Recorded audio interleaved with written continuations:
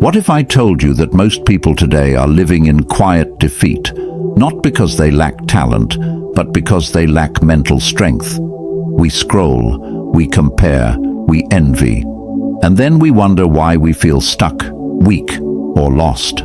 We chase comfort, yet feel exhausted. We avoid pain, yet suffer daily. The truth is hard.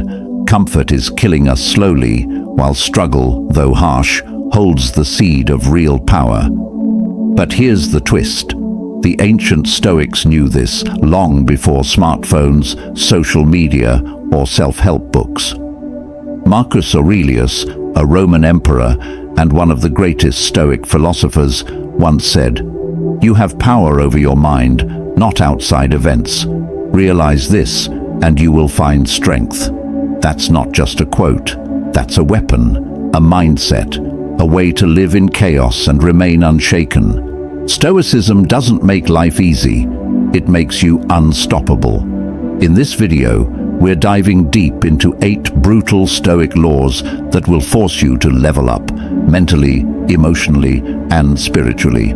Not inspirational fluff. Real talk, real change. Each of these laws is drawn from raw Stoic truth, battle-tested in ancient Rome, and still painfully relevant today. Before we begin, I need you to do one thing. If you're serious about growth, don't just sit back and watch this like another motivational clip. This isn't background noise. This is your wake-up call. Like this video right now. Drop a comment as we go through, especially when a point hits hard. Share it with someone who needs this. And most importantly, don't skip any part, because even one missed law could cost you clarity or courage in a moment that matters most. Let's begin. Number 1. Embrace discomfort like a friend. We've been taught to run from pain, but the Stoics taught the opposite. Run toward it, eyes open. Think about your greatest growth moment. Did it happen when you were comfortable, relaxed, and everything was easy? Or did it happen when life punched you in the face and you had to choose, rise or stay broken? Marcus Aurelius faced wars, betrayal, illness, and still led with calm. He didn't avoid discomfort. He invited it to shape him. The impediment to action advances action. What stands in the way becomes the way. Marcus Aurelius. That's not poetic fluff. That's law. Every obstacle, a chance to sharpen your will. Every delay, a test of patience. Every rejection, a teacher of resilience. Modern life tells us, avoid pain. Stoicism whispers back, train for it. That cold shower, a test. That hard conversation, a path. That gym session when you're exhausted, that's where your character is being carved. The Stoics believed that by choosing controlled discomfort, you prepare for the chaos of life. So, when the storm hits, you're already built for it. Seneca, another Stoic, practiced sleeping on the floor, eating plain food, wearing old clothes, not out of self-hate, but self-training. Why? Because then, when life strips away your comfort, you're not shocked. You're ready. And here's the truth. Discomfort is not your enemy. It's your mirror. It shows you who you really are, and more importantly, who you're becoming. We avoid small pain today, only to suffer bigger pain tomorrow. But if you lean in, walk through that fire with awareness, something wild happens. You stop fearing the pain, and that's the beginning of freedom. From now on, see discomfort like a sparring partner. It might bruise you, but it's building you. Choose one small discomfort today and do it. No debate, cold shower, deep talk, sit with boredom. Remind yourself, this is how warriors are forged, because the only way to become unstoppable is to stop running. I want you to drop this affirmation in the comments. Discomfort is my training ground. Number 2, stop being owned by your emotions. How often do your emotions control your day? Someone says something rude, and you snap. Plans change, and your whole mood shifts. You feel lazy, so you skip the gym, the work, the discipline. It's not just you, it's all of us. But the brutal truth: if you are ruled by your emotions, you are a slave to them. And the Stoics believed that slavery to emotion is worse than chains on your wrists. Epictetus, a former slave turned Stoic teacher, said, "Any person capable of angering you becomes your master. They can anger you only when you permit yourself to be disturbed by them." Let that sink in. That person who cut you off in traffic, you just handed them your peace. That breakup, you handed it your identity. That one rude comment online, you gave it your joy. You see, Stoicism doesn't ask you to ignore emotions. It teaches you to observe them, understand them, and respond instead of react. The difference between a child and a Stoic: the child throws a tantrum. The Stoic sits in the storm and thinks. Marcus Aurelius, the most powerful man of his time, wrote in his private journal, which became Meditations. If you are distressed by anything external, the pain is not due to the thing itself, but to your estimate of it. And this you have the power to revoke at any moment. That's the kind of control we rarely talk about. The power to not be shaken by what doesn't deserve our energy. And yes, it's brutal, because it means you can't blame others anymore. You can't say, "He made me mad," or "She ruined my day." You realize it's all you. The reaction, that was your choice. But here's the empowering part. You can choose again. You don't have to be a slave to your feelings. You can feel anger without acting in anger. You can feel fear and still move forward. You can feel sadness without drowning in it. That's emotional strength. That's Stoic freedom. Try this next time you feel triggered. Pause, don't act. Breathe. Ask, is this feeling useful right now? Respond with intention. This isn't being robotic, it's being in control. When you stop being owned by your emotions, you become clear, calm, powerful. You show up steady, and people notice. You don't get pushed around by every little thing anymore. You're grounded. And in today's emotionally chaotic world, that kind of stability, it's rare, it's magnetic, it's unstoppable.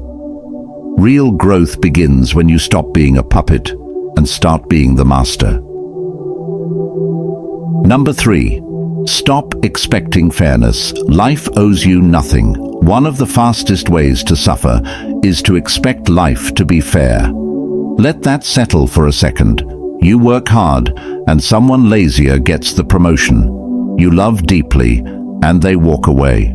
You do the right thing, and still get punished. And then the anger comes. This isn't fair. But here's the Stoic truth. Fairness is a myth we create, not a rule of the universe. Marcus Aurelius wrote, "You can commit injustice by doing nothing." Even he, Emperor of Rome, saw injustice every day. But instead of whining, blaming, or spiraling into despair, he grounded himself in one unshakable idea. Life is not about fairness. Life is about strength. The Stoics never expected life to treat them kindly. They expected pain, loss, betrayal, change. And because they expected it, they were ready for it. Let's get brutally honest. Fairness is a beautiful idea, but it can also make you weak if you cling to it too tightly. When we say, "This isn't fair," what we're often saying is, "I don't like how this feels, and I don't want to deal with it." But here's the law. You don't grow by expecting fairness.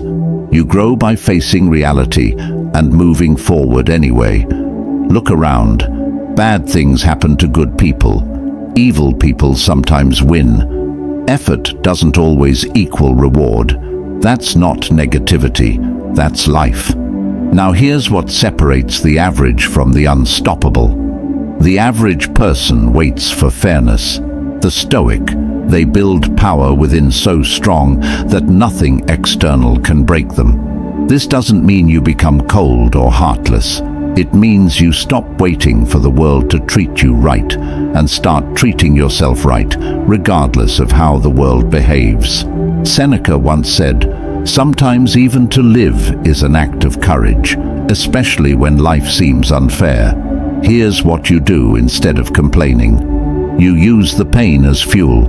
You build skills so strong they can't be ignored. You love deeply without expectation. You face betrayal and walk forward with dignity." The Stoic approach is radical responsibility. Not because it's always your fault, but because it's always your move. You don't get to control how life hits, but you always get to control how you respond. And that response, that grounded, calm, warrior-like response, that's what makes you unstoppable.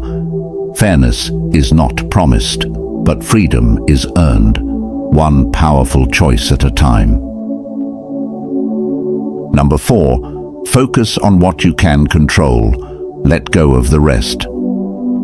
The Stoics believed that your power lies in a very small, specific place, inside your control. Everything outside of that, let it go. Epictetus said it simply, "Make the best use of what is in your power and take the rest as it happens." Here's the trap most people fall into. They try to control other people. They try to predict the future. They obsess over outcomes, and then they wonder why they feel anxious, powerless, angry. But let's break it down. What is truly under your control? Your thoughts, your choices, your actions, your response. Everything else? Opinion, chance, uncertainty. You can't control the weather, but you can control how you dress. You can't control whether people like you, but you can control how you treat them. You can't control the economy, but you can control how much you learn, how you spend, how you prepare. That shift in focus is massive. It gives you back your power. Instead of being pulled in 100 directions by things you can't affect, you stand strong, centered in your own actions. Imagine you're in a storm at sea. The Stoic doesn't scream at the wind. He grabs the wheel and navigates the ship. That's what makes you calm when others panic, focused when others complain, disciplined when others drift. It's not about pretending the outside world doesn't matter. It's about deciding what gets your attention. And 90% of what people worry about, completely outside their control. Here's a simple practice. Every time you feel stressed, ask yourself, is this within my control? If yes, act. If no, let go. Simple, yes. Easy, nah. Powerful, absolutely. Marcus Aurelius reminds us, you have power over your mind, not outside events. Realize this, and you will find strength. And when you live this, people notice. You become unshakable, not because you control everything, but because you control yourself, no matter what happens. Number 5, practice voluntary hardship to build unbreakable will. In a world addicted to comfort, discipline becomes a superpower. The Stoics didn't wait for life to challenge them. They challenged themselves first. Not to suffer, but to strengthen. Not to punish, but to prepare. Seneca once wrote, "Set aside a certain number of days, during which you shall be content with the scantiest and cheapest fare, with coarse and rough dress, saying to yourself the while, 'Is this the condition I feared?'" This was voluntary hardship, a chosen moment of discomfort in order to build a mind that wouldn't crack under pressure. Now think about this. Most people today avoid discomfort at all costs. They never skip a meal. They never sit in silence. They never go without convenience. But what happens when life does get hard? They break.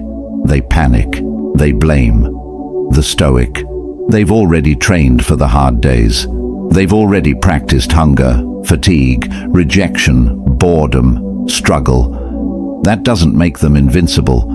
It makes them adaptable. You don't build willpower by watching motivational videos. You build it by doing the thing you don't want to do, on purpose. Voluntary hardship could look like this: fasting for 24 hours to remind yourself that you control your urges. Taking a cold shower when your mind screams no. Saying no to a luxury you can afford, just to sharpen your self-restraint. Waking up early to train when your body craves the bed.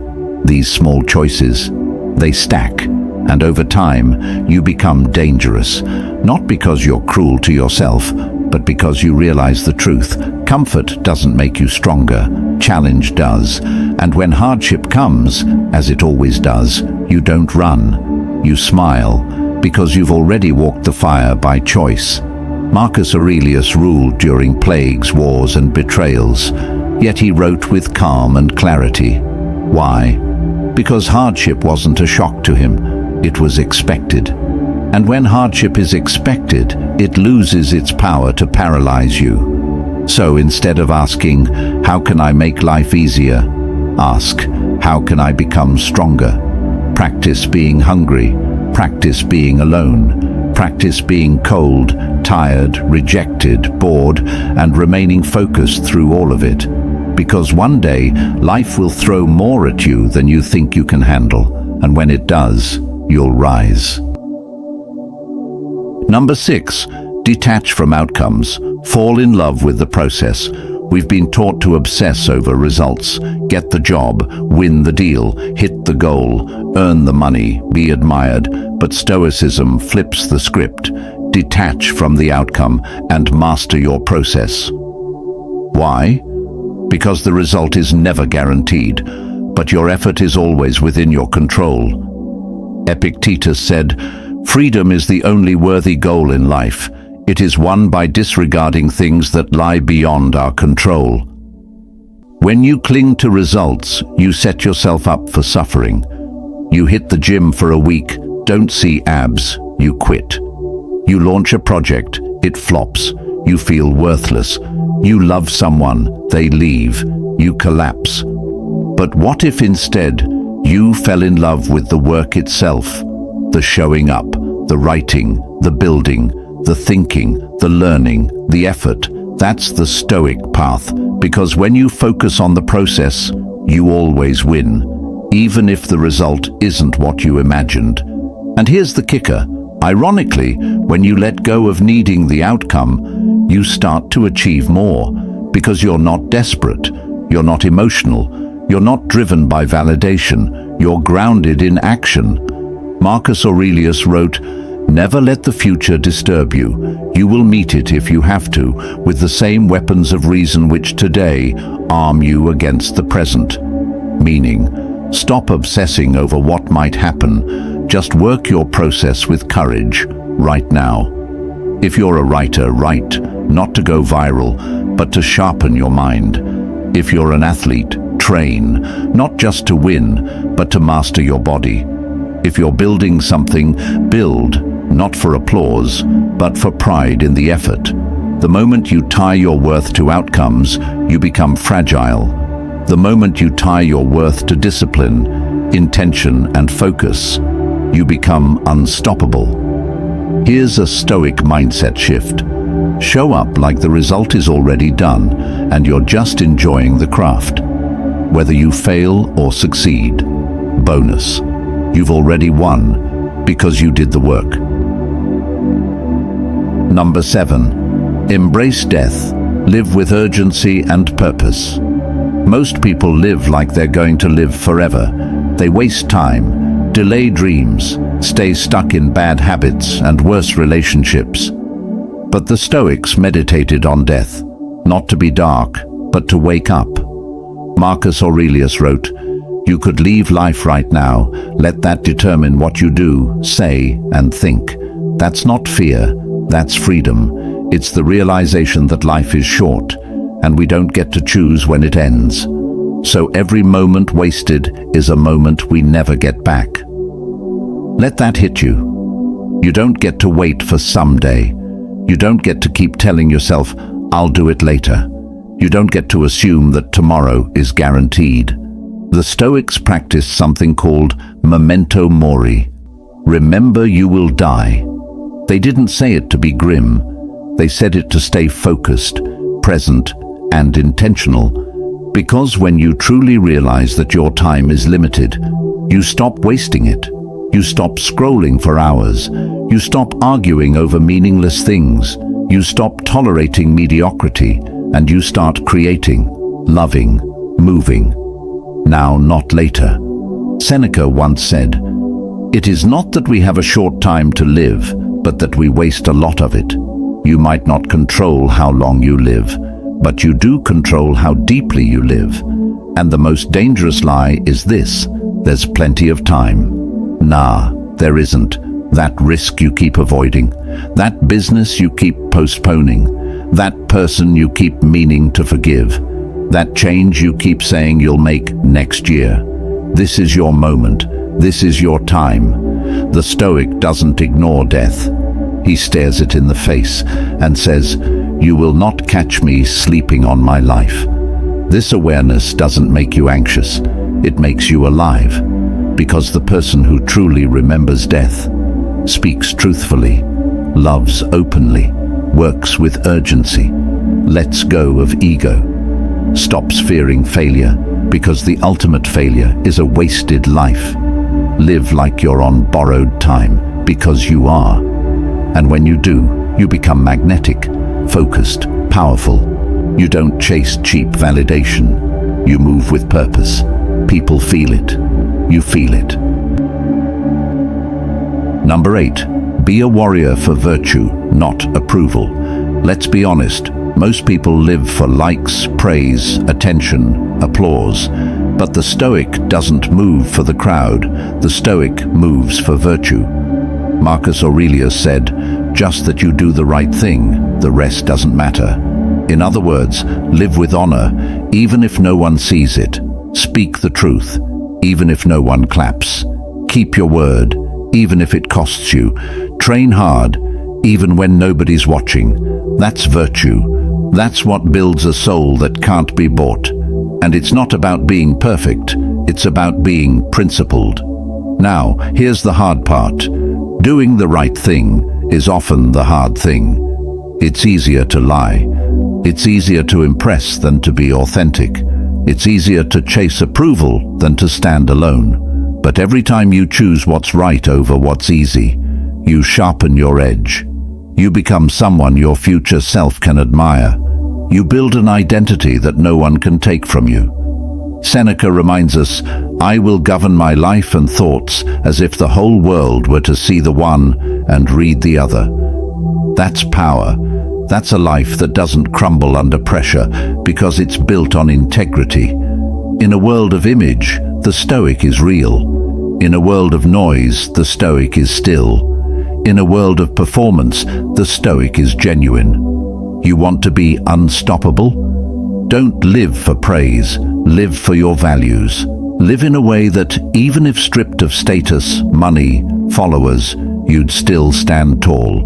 Because the moment you stop needing the crowd, you become the kind of person they follow anyway.